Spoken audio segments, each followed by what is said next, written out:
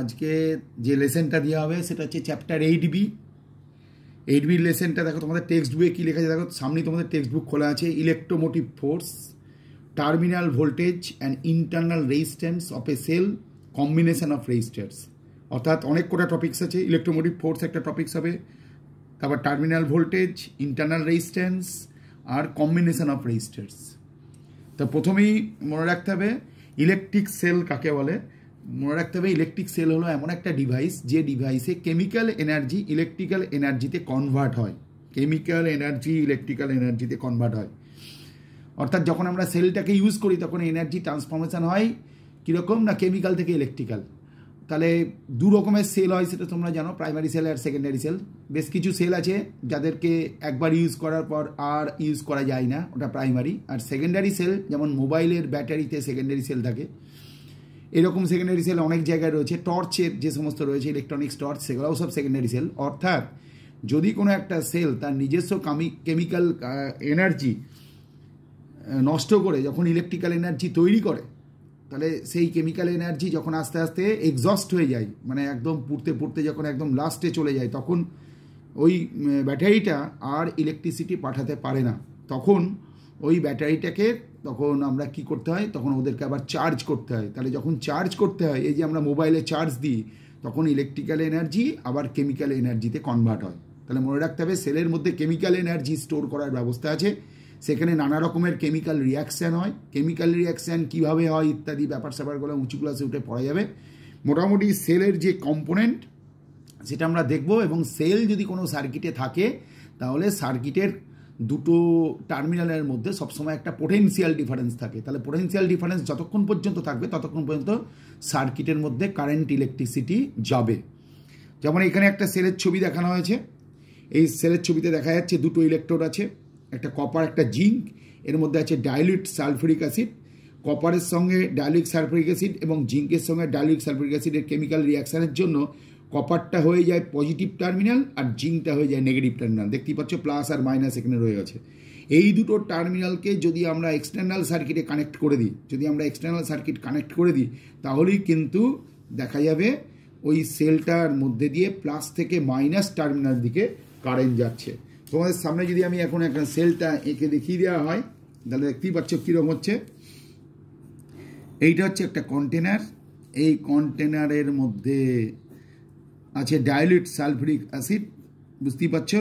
এইখানে একটা ইলেকট্রোড আছে, এইখানেও একটা ইলেকট্রোড আছে, দুটো ইলেকট্রোড এইভাবে থেকে গেল।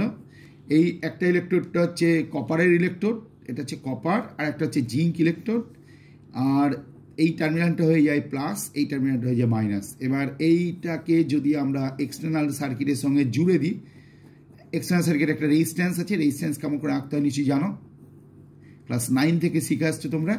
তাহলে এক্সটার্নাল সার্কিটে যদি এরকমভাবে রেজিস্ট্যান্সটা দিয়ে দেওয়া হয়, তাহলে দেখা যাবে কারেন্টটা যেতে শুরু করবে। কারেন্ট যাওয়ার ডিরেকশানটা কীরকম হবে, কারেন্ট যাওয়ার ডিরেকশানটা হবে প্লাস টার্মিনাল থেকে মাইনাস টার্মিনালের দিকে, বুঝতেই পারছো। এবং ভিতর যে কারেন্টের যে ডিরেকশান হবে, ভিতর যে কারেন্টের ডিরেকশান, ভিতর মানে হচ্ছে ডাইলিউট সালফিউরিক অ্যাসিড, মানে যাকে বলে ইলেকট্রোলাইট, সেখানে জিঙ্ক থেকে কপারের দিকে যাবে। তাহলে ভালো করে লক্ষ্য করে দেখো, এইটা হচ্ছে প্লাস টার্মিনাল, এইটা হচ্ছে মাইনাস টার্মিনাল, আর এইটা হচ্ছে রেজিস্ট্যান্স।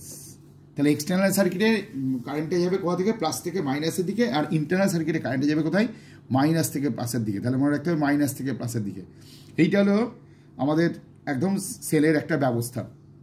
এবার মনে রাখতে হবে যে আমি এই প্লাস টার্মিনাল থেকে 1 ইউনিট পজিটিভ চার্জকে আমি যদি মাইনাস টার্মিনালে পাঠাই, মানে এক্সটার্নাল সার্কিট বোঝাই যাচ্ছে দেখো, আর রেজিস্ট্যান্স দিয়ে যে সার্কিট সেটা হচ্ছে এক্সটার্নাল সার্কিট।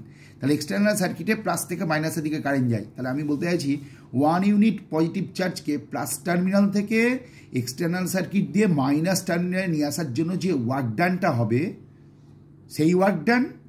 আর ইন্টারনাল সার্কিট মানে এই যে আমাদের ডাইলিউট সালফিউরিক অ্যাসিড বা ইলেকট্রোলাইট আমরা করে দিচ্ছি। তাহলে ইন্টারনাল সার্কিটের কারেন্ট যাওয়ার ডিরেকশানটা দেখো একটা অরেঞ্জ কালার দিয়ে আমরা দেখিয়ে দিয়েছি। এইটা যাচ্ছে কোন দিকে বুঝতেই পারছো, জিঙ্ক থেকে কপারের দিকে কারেন্টটা যাবে। তাহলে আমরা কি বললাম, 1 ইউনিট পজিটিভ চার্জকে পাঠাতে হবে কোথা থেকে, প্লাস টার্মিনাল থেকে মাইনাস টার্মিনাল এক্সটার্নাল সার্কিটে, এবং ইন্টারনাল সার্কিটে মাইনাস টার্মিনাল থেকে প্লাস টার্মিনাল দিকে পাঠাতে হবে। তার জন্য যে টোটাল ওয়ার্ক ডানটা হবে, অর্থাৎ টোটাল সাইকেল মানে প্লাস থেকে মাইনাস এক্সটার্নাল সার্কিট আর ইন্টারনাল সার্কিটে মাইনাস থেকে প্লাসে নিয়ে যাওয়ার জন্য যে ওয়ার্ক ডানটা হবে সেই ওয়ার্ক ডানটাকেই বলা হবে ইএমএফ অফ এ সেল। এইবার দেখো, এই যে এক্সটার্নাল সার্কিটের কথা আমরা বলছিলাম যে প্লাস টার্মিনাল থেকে মাইনাস টার্মিনালে 1 ইউনিট পজিটিভ চার্জকে নিয়ে যেতে গেলে কতটা ওয়ার্ক ডান হবে, মনে রাখতে হবে যতটা ওয়ার্ক ডান হবে শুধু কেবলমাত্র এক্সটার্নাল সার্কিটে সেটাই হয়ে যাবে টার্মিনালের দুটো টার্মিনালের মধ্যে পোটেনশিয়াল ডিফারেন্স। তাহলে ইএমএফ এর কথা যখন বলবে তখন ওয়ার্ক ডানটা বেশি হবে, কেন না এক্সটার্নাল সার্কিটেও যেতে হবে আবার ইন্টারনাল সার্কিটেও যেতে হবে। আর 1 ইউনিট পজিটিভ চার্জকে প্লাস থেকে মাইনাস আবার ইন্টারনাল সার্কিটে মাইনাস থেকে প্লাসে নিয়ে যাওয়ার জন্য যে ওয়ার্ক ডানটা হবে সেটা হলো ইএমএফ। আর only for external circuit plus থেকে মাইনাসে নিয়ে যেতে হবে কাকে, 1 ইউনিট পজিটিভ চার্জকে নিয়ে যেতে হবে, তাহলে যে ওয়ার্ক ডানটা হবে সেই ওয়ার্ক ডানটাকে বলা হবে পোটেনশিয়াল ডিফারেন্স। তোমরা যদি দেখতে শুরু করো, দেখো এই ডেফিনেশনটা তোমাদের বই কি লিখেছে, দেখো the EMF of a cell is defined as the energy spend per energy spend. এই পার ইউনিট চার্জ শব্দটা তোমরা বাদ দিয়ে দাও, এই যে পার ইউনিট চার্জটা যে আন্ডারলাইন করে দেওয়া আছে এইটা তোমরা বাদ দিয়ে দাও, তাহলে কি লিখবে, the EMF of a cell is defined as the energy spend in taking a unit positive charge. Test শব্দটাও বাদ দিয়ে দিতে পারো, যেখানে দেখো যেটুকু আন্ডারলাইন করা আছে নিচে দেখতে হচ্ছে পার ইউনিট চার্জের নিচে আন্ডারলাইন করা আছে আর টেস্টের নিচে আন্ডারলাইন করা আছে, এই দুটো জায়গা তোমরা বাদ দিয়ে গোটা ডেফিনেশনটা তুলতে পারো। The EMF of a cell is defined as the energy spent in taking a unit, দেখো পজিটিভের আগে একটা ইউনিট শব্দ লাগানো আছে, নিশ্চয়ই লক্ষ্য করছে পজিটিভের আগে একটা unit positive charge around the complete circle of the cell. Around the complete circle মানে বুঝতে পারছি তো, এক্সটার্নাল সার্কিট মানে প্লাস থেকে মাইনাস আর ইন্টারনাল, দেখো প্যাকেটে তাই লিখেও দিয়েছে, দেখো in the circuit outside the cell as well as the electrolyte inside the cell. তাহলে outside the cell inside the cell এমনি করে বলে দিল। এবার দেখো তাহলে এখানে যতটা এই যে ইনটেকিংয়ে এই যে বলছে the EMF of a cell is defined as the energy spend. Energy spend মানেই হচ্ছে ওয়ার্ক ডান, দেখো প্যাকেটে তাই লেখা আছে, দেখো এনার্জি স্পেন্ড মানে প্যাকেটে হচ্ছে ওয়ার্ক ডান। তাহলে এবার লক্ষ্য করে দেখো, যদি 1 ইউনিট পজিটিভ চার্জকে এক্সটার্নাল সার্কিট এবং ইন্টারনাল সার্কিটে নিয়ে যেতে গেলে ওয়ার্ক ডান যা হবে সেটাই তো ইএমএফ। তাহলে দেখো ইএমএফকে বলা হলো ইপসাইলন। তাহলে 1 ইউনিট পজিটিভ চার্জকে এক্সটার্নাল সার্কিটে প্লাস থেকে মাইনাস এবং ইন্টারনাল সার্কিটে মাইনাস থেকে প্লাস, এক্সটার্নাল সার্কিটে প্লাস থেকে মাইনাস এবং ইন্টারনাল সার্কিটে মাইনাস থেকে প্লাসে নিয়ে যাওয়ার জন্য যে ওয়ার্ক ডান হবে বা যে এনার্জি স্পেন্ড হবে সেটাই হলো ইএমএফ। ইএমএফকে কী দিয়ে লেখা হলো, ইপসাইলন বলে, এটা একটা গ্রিক লেটার ইপসাইলন দিয়ে। তাহলে 1 ইউনিট পজিটিভ চার্জের জন্য ওয়ার্ক ডান যদি ইপসাইলন হয় তাহলে কিউ অ্যামাউন্ট চার্জের জন্য ওয়ার্ক ডান কত হবে, ইপসাইলন ইন্টু কিউ। তাহলে এখানকার ওয়ার্ক ডানটা তাহলে আমরা কেমন করে লিখলাম, epsilon into Q is equal to W. তার মানে বোঝাই যাচ্ছে ইপসাইলন ইজ ইকুয়াল টু কী হবে, ডব্লু বাই কিউ। তাহলে ডব্লুর ইউনিটটা কী হবে, মনে রাখতে হবে ডব্লুর ইউনিটটা হবে জুল আর কিউ এর ইউনিটটা কী হবে, কুলম। তাহলে উপরে থাকবে জুল আর নিচে থাকলে কুলম। জুল পার কুলমকে কী বলে, মনে রাখতে হবে জুল পার কুলমকে ভোল্ট বলা হয়, মানে পোটেনশিয়াল ডিফারেন্সের মতনই। তা যাই হোক, মানে ইউনিট সিস্টেমটা তাই, কিন্তু ব্যাপারটা কিন্তু একটা সেলের। তাহলে খেয়াল রাখতে হবে, এবার মনে রাখতে হবে যে আমরা ইএমএফ এর ডেফিনেশন আমরা বই থেকে আমরা দেখালাম, the EMF of a cell is defined as the energy spend মানে work done in taking a unit positive charge around the complete circle of the cell that is in the circuit outside the cell, in the circuit outside the cell as well as in the electrolyte inside the cell. তাহলে এবার তারপরে তোমায় কী বলা হলো, EMF এর definition অনুযায়ী আমি বললাম যে ধরা যাক ইএমএফ হচ্ছে ইপসাইলন, তাহলে ইএমএফকে কেমন করে লেখা হয়, ইপসাইলন দিয়ে লেখা হয়। তার মানে 1 ইউনিট পজিটিভ চার্জকে কমপ্লিট সাইকেলে ঘোরানোর জন্য যে এনার্জি স্পেন্ড হবে সেটা হচ্ছে ইপসাইলন। তাহলে 1 ইউনিট পজিটিভ চার্জের জন্য যদি ইপসাইলন হয় তাহলে কিউ অ্যামাউন্টের চার্জের জন্য কী হবে, এটা ইন্টু ওয়ার্ক ডানটা কত হবে, এটা ইন্টু এটা। তাহলে work done is equal two তাহলে কত লেখা হবে, ডব্লু। তাহলে ইপসাইলন ইজ ইকুয়াল টু তাহলে কত লেখা হবে, দেখো ডব্লু বাই কিউ। আগেও দেখেছি এখনও দেখালাম, মনে রাখো ইপসাইলন মানে W by Q. W unit কী হবে, মনে রাখতে হবে ডব্লিউ ইউনিট জুল আর কিউ ইউনিট কী হবে, কুলম। তাহলে জুলকে কুলম দিয়ে ভাগ করলে ইপসাইলন ইউনিট পাওয়া যাবে। জুল পার কুলমকে কী বলে, ভোল্ট। এবার দেখো factors affecting the EMF of a cell. একটা সেলের ইএমএফ কার কার ওপর ডিপেন্ড করে, দেখো প্রথমে the EMF of a cell depends on, এক নম্বর কী বলছে, the material of the electrodes, মানে ইলেকট্রোডটা কি মেটেরিয়াল দিয়ে তৈরি। যেমন একটু আগে তুমি একটা সেল দেখলে যেখানে পজিটিভ ইলেকট্রোডটা কপার দিয়ে তৈরি আর নেগেটিভ ইলেকট্রোডটা জিঙ্ক দিয়ে তৈরি, এরকম।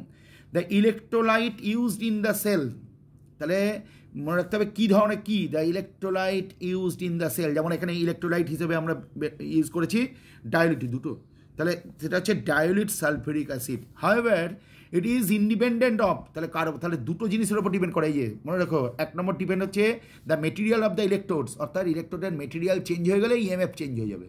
আর the electrolyte used in the cell, অর্থাৎ ইলেকট্রোলাইট হিসেবে যে আমরা যে কেমিক্যালটা ইউজ করছি সেইটা ইউজ না করে যদি অন্য জিনিস ইউজ করি তাহলে ইএমএফটা চেঞ্জ হয়ে যাবে। তাহলে এই দুটো ফ্যাক্টর মনে রাখো, পরীক্ষার সময় দেওয়া হবে।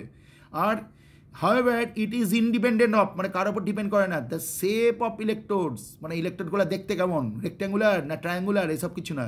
Are the distance between the electrodes, দুটো ইলেকট্রোডের মাঝে ডিস্ট্যান্সটা কত, are the amount of electrolyte, তার মানে দুটো ইলেকট্রোডের মাঝে ডিস্ট্যান্সটা কত, মানে দেখো এই যে বইয়ে দেখো এই যে জিঙ্ক আর কপারের মধ্যে ডিস্ট্যান্স কতটা, এইটার ওপর কিন্তু ইএমএফ ডিপেন্ড করে না। আর কার ওপর ডিপেন্ড করে না, ইলেকট্রোডের শেপ, দেখো এখানে রেক্ট্যাঙ্গুলার শেপ, এই যে আমি যদি এখন মনে করো আমি যদি এটা রং করে দিলাম, দেখো এটা আমি রং করে দিলাম, তাহলে এটা কপারটা কী হয়ে গেলো এইরকম। আর জিঙ্কটা জিঙ্ক বোঝানোর জন্য দেখো আমি একটা রং করে দিচ্ছি, দেখো তোমাদের বোঝার সুবিধা হবে। দেখো এটা একটু হলদেটে কালার করে দেওয়া হলো, তাহলে এইটা হলো প্লাস, এইটা হলো মাইনাস, তাহলে এর শেপটা দেখতেই পাচ্ছ রেক্ট্যাঙ্গুলার, তাহলে শেপের ওপর ডিপেন্ড করবে না। আর কার ওপর ডিপেন্ড করবে না, না এর মধ্যে কতটা পরিমাণ ইলেকট্রোলাইট আছে, মানে 1 লিটার আছে না 2 লিটার আছে তার উপর ডিপেন্ড করবে না। তাহলে মনে রাখতে হবে এই যে এই জায়গাটা একটু আমাদের মনে রাখতে হবে। Thus the EMF of a cell is its characteristic property, it is different for different kind of cells. For example, EMF of a voltaic cell, তোমরা যে সেলটা দেখলে এটা voltaic cell, সেটা হচ্ছে 1.08 volt, that of a Lackland cells 1.5 volt and Daniell cell 1.08 volt. তোমরা যখন class 9 পড়েছিলে তখন কিন্তু তোমাদের মাথায় ছিল এই সেলগুলোর নাম হয়েছিল। তা যাই হোক, তোমাকে যদি ইএমএফ এর কথা বলবে তখন তোমরা যদি একটা এক্সাম্পল চেয়ে বসে তাহলে তুমি অনলি ফর 1.08 ভোল্টটিকে ছেড়ে দিলে, এইসব করতে যেও না। ওখানে অতি অবশ্যই তোমাকে ভোলাটিক সেল শব্দটা দিতে হবে। কোন সেলের ইএমএফ? ভোলাটিক সেল। কারণ আগের পরীক্ষাটা 8-এর চ্যাপ্টারটা পরীক্ষা আমরা নিয়েছি, তাতে ঠিক আছে অঙ্কগুলা প্রথম তিনটে অঙ্কের মধ্যে প্রথম 2টি অঙ্ক সহজ ছিল, লাস্টের অঙ্কটা কঠিন ছিল। আমরা দেখলাম প্রথম 2টো অঙ্ক অনেকে ভুল করেছে, আবার থিওরি লিখতে গিয়েও এমন ভুল হয়েছে চিন্তার বাইরে। তাহলে এখন থেকে যে সমস্ত জায়গা আমি বই থেকে দাগিয়ে দিচ্ছি বোঝার চেষ্টা করো। The EMF of a cell depends on the material of the electrodes আর the electrolyte used in the cell. তার মানে একটা সেলের তো প্রধান 2টো পার্ট, একটা ইলেকট্রোড একটা ইলেকট্রোলাইট, বলছে ইলেকট্রোড আর ইলেকট্রোলাইটের উপরই ডিপেন্ড করবে। এটার মনে রাখা কোনো এমন কিছু ব্যাপার না। আর কার কার উপর ডিপেন্ড করবে, ডিপেন্ড করবে না সেটা দেখো তোমাদের বইও লিখে দিয়ে আছে। The shape of electrodes, the distance between the electrodes and the amount of electrolyte.